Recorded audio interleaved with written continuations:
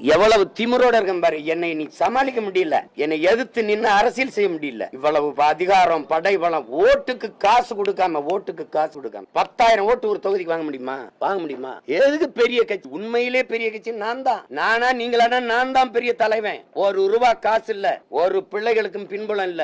எளிய பிள்ளைகள் நாங்க. ஒரு தொகுதிக்கு 20,000, 15,000, 28,000, 22,000 இப்படி வாக்க வாங்கி வச்சு நீங்க நின்னு பாருங்க. தனியா 234 வேட்பாளர் போடுங்க பாப்போம். திமுக போடுங்க.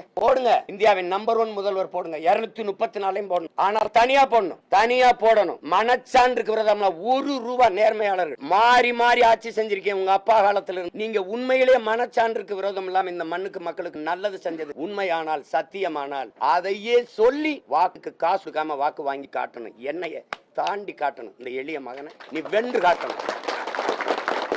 நீங்களும் 234, நானும் 234. 26 தேர்தல் கூட்டணி எதிர்க்கூடாது. உன் கருப்பு சிவப்பு கொடி, என் தலைவன், என் பாட்டன் சோழன் ஏந்திய புலிக்கொடி. நான் சண்டை போடுவோம்.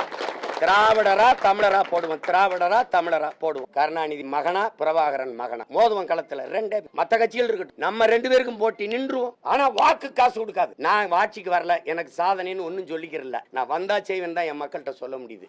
நீ வந்திருக்கீங்க, செஞ்சிருக்கீங்கல்ல, சொல்லி கேளு.